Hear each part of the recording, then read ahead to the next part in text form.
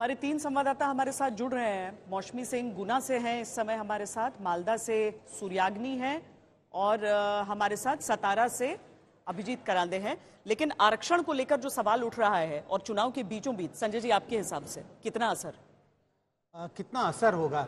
मुझे लगता है आज देश की राजनीति को देखें तो वोटर पार्टियों के खेमे में बहुत जो ध्रुवीकरण है वो पार्टियों के खेमे में बटे हुए हैं। ये जरूर है कि इससे एक परसेप्शन क्रिएट होता है। चुनाव के दिन जब इन बातों का जिक्र होता है तो वो रीइंफोर्स होता है, उसे याद दिलाया जाता है। लेकिन वोटरों के वोट देने के निर्णय पर इस बात का चुनाव के दिन बहुत फर्क पड़ेगा। वोटर एक पार्टी से शिफ्ट होकर दूसरी पार्टी में चला जाएगा, ऐसा होता हुआ मुझे दिखाई नहीं पड़ता। आशुतोष, देखिए, ये इस बात का प्रमाण है कि कम से कम आज की तारीख में कोई बड़ा मुद्दा ना तो भारतीय जनता पार्टी के पास है और ना ही उनके सहयोगी दलों के पास है। और ये इस चुनाव की सबसे बड़ी असफलता का 2014 को देखिए तो जिस तरीके से नरेंद्र मोदी ने अपने आप को एक मसीहा के तौर पर पेश किया कि मेरे आने के बाद सारी समस्याओं का समाधान हो जाएगा। कांग्रेस पार्टी भ्रष्टाचार की बात करती थी।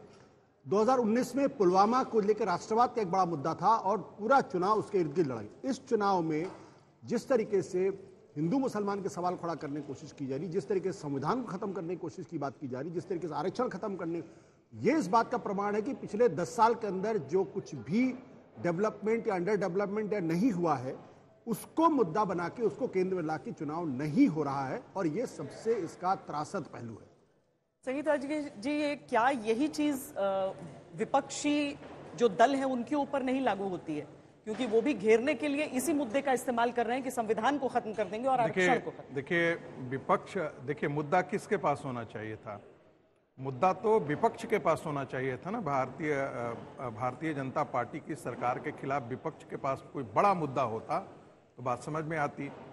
महंगाई, बेरोजगारी, ये सारे मुद्दे ऐसे थे जो जिन पर ये सारे पिट चुके थे। 3 महीना पहले ही चुनाव हुआ, विधानसभा चुनाव में ये बुरी तरीके से तीनों विधानसभा चुनाव हार गए। ऐसी स्थिति में आप भ्रष्टाचार का खिलाफ, कोई भी भ्रष्टाचार का कोई आरोप नरेंद्र मोदी के खिलाफ आप नहीं आए। महंगाई जो है ये राजनीतिक जुगाली और तुकबंदी जैसी हो गई है कि महंगाई, बेरोजगारी, भ्रष्टाचार ये सब हो गया।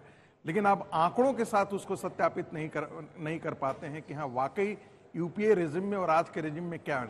देखिए कुल मिलाकर के ये लोग कहां पर लेकर के आए तो आरक्षण को लेकर के आए, आरक्षण को लेकर के आए और संविधान खत्म करने। न ये भारतीय जनता पार्टी ने कहीं पर कहा कि आरक्षण हम खत्म कर देने वाले हैं, न भारतीय जनता पार्टी ने कहा कि हम संविधान बदलने वाले हैं।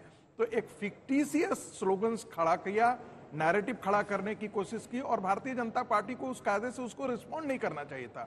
भारतीय जनता पार्टी को कायदे से अपना डेवलपमेंट का एजेंडा और जो बाकी सारी मुद्दे थे, देखिए भारतीय जनता पार्टी की उपलब्धि ये रही है कि 300 उसके जितने भी वैचारिक अधिष्ठान से संबंधित मुद्दे थे वे सारे के सारे पूरे कर दिए गए।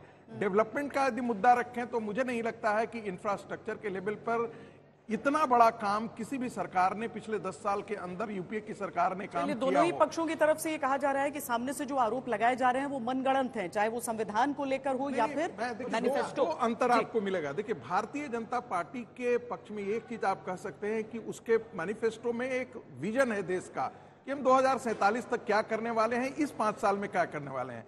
कांग्रेस पार्टी के पास विजन नहीं है, सिर्फ रेवड़ी बांटने के लिए, जिसे कहा जाता है अब आप दे नहीं सकते हैं। जो पार्टी 290 298 सीट लड़ सकती है, जो चुनाव जीत नहीं सकती है, जो तीन दर्जन से ज्यादा सीटें नहीं जीत सकती है, वो पार्टी कह रही है कि हम सारी चीजें निकाल करके आपको देने वाले हैं। ठीक है, जो होने वाला नहीं है। छोटे में बोल दीजिए तो फिर हम देखिए आरक्षण की बात जो है, जब अनंत हेगड़े किस पार्टी के थे? मेंबर ऑफ पार्लियामेंट थे। ज्योति बिरला किस पार्टी के हैं? लल्लू सिंह किस पार्टी के? इन्होंने क्या कहा कि 400 से ज्यादा सीटें इसलिए चाहिए ताकि हम संविधान को बदल सके। ये बीजेपी के लोगों ने कहा और उसके बाद जब ये ग्राउंड पे सवाल खड़ा हो गया, लोगों ने बदलने करना शुरू कर दिया। क्या ग्राउंड पर लोगों के बीच ये मुद्दा? श्वेता जी, संविधान बदलने का मतलब ये नहीं है कि आरक्षण के साथ छेड़छाड़ करें। एक दूसरी बात नहीं, गलत नैरेटिव नहीं। प्रधानमंत्री ने भी अपनी तरफ से कहा, बीजेपी ने भी अपनी तरफ से कहा कि ऐसे बयानों से बचें। और उसके बाद 6 बार संविधान में संशोधन हो चुका है और वाकई यदि संविधान बदला गया तो 42वें संविधान संशोधन जो है वो सबसे ज्यादा तो परिवर्तन जो है वो कांग्रेस पार्टी ने किया था। संगीत जी, आप लोग तो ये भी नहीं मानते बाबरी मस्जिद आपने गिराई थी। अरे भाई आप बोलिए हमने गिराई थी।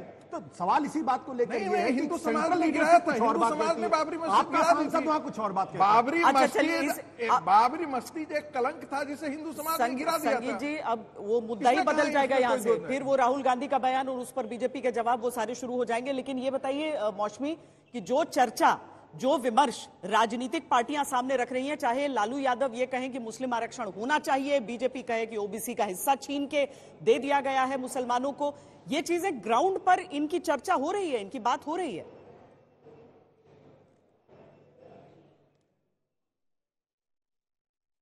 पोलिंग बूथ तक आने नहीं दिया जा रहा है।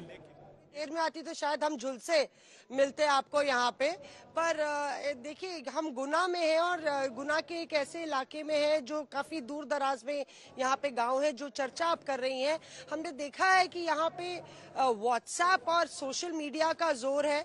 सड़क, बिजली, पानी, अभी भी यहाँ पे मूलभूत जो सुविधाएं हैं वो एक चुनावी मुद्दा है। लेकिन युवाओं से लेके बड़े बुजुर्ग तक हमने देखा कि जो संवेदनशील मसले हैं या जो नेताओं की बयानबाजी है, संविधान की बात हो या आरक्षण खत्म करने की बात हो, ये बातें भी कहीं ना कहीं जमीन तक पहुंच रही हैं। अब देखना होगा पलड़ा किसका भारी है, क्योंकि कहीं ना कहीं योजनाओं का भी एक असर देखने को मिल रहा है। तो एक तरफ योजनाएं हैं, एक तरफ सड़क, बिजली, पानी है, और तीसरी तरफ जो है ये व्हाट्सएप फैक्ट्री में और लगातार जो नेताओं की बयानबाजी चल रही है उसमें कितनी सच्चाई है। जनता इसको एक ही तराजू में तौल कर वोट दे रही है। अभी मैं देख रही थी मोबाइल फोन पे, तो पारा 40 है, अगले 1 घंटे में 41 होगा, और वोटिंग परसेंटेज इस छोटे से पोलिंग बूथ में 41% चला गया है। पीछे आप देख रहे हैं कि रंग बिरंगी साड़ियों में ये लोकतंत्र का रंग बिरंगा जश्न है। यहाँ पे इस छोटे से पोलिंग बूथ में एक तरह से भारत का लोकतंत्र सिमटा हुआ आपको नजर आएगा। 1130 वोटर है, 400-500 अभी पार कर गए हैं 12 बजे, तो अपने आप में बड़ी बात है। और जैसे दिल्ली में कहते हैं ना कि प्याज पर सरकारें बनती थी और बिगड़ जाती थी, तो ज्योतिरादित्य सिंधिया हमें सुबह मिले और हमने कहा गर्मी को कैसे मात देगा वोटर, यहाँ खड़ा होगा, क्योंकि वोटिंग प्रतिशत में भी कहीं जीत हार का खेल छिपा हो सकता है श्वेता। तो उन्होंने प्याज अपनी जेब से निकाला और कहा कि जिसके हाथ में प्याज है उसमें कोई अड़चन नहीं आएगी। तो एक तरीके से देखिए, कहते हैं ना, पूछ लेते बस मिजाज मेरा, मुमकिन था इलाज मेरा। तो जनता चाहती है कि आप असल मुद्दों का इलाज करें, और 2019 या 14 के बनिस्बत इस बारी मुझे लगता है कि जनता ज्यादा जागरूक है, उसको क्लियर कट मालूम है, कंफ्यूजन नहीं है कि कहां बटन दबाना है। तमाम वोटरों से हमने बात की, उन्होंने कहा या तो बीजेपी में डालना है या कांग्रेस में डालना है, कोई अंतर कला नहीं थी। सही बात है, ये लोगों की बात, भले ही लोकसभा चुनाव की बात हो, लेकिन कुछ स्थानीय चीजें भी हो ही जाती हैं। और जैसा कि हम जिक्र भी कर रहे थे कि इस बार कोई एक ऐसा मुद्दा नहीं है जो चुनावों को, ऐसा हम कहें कि हर जगह पर एक ही मुद्दा प्रभावित कर रहा हो, हर जगह की कुछ अपनी और बातें हो जाती हैं।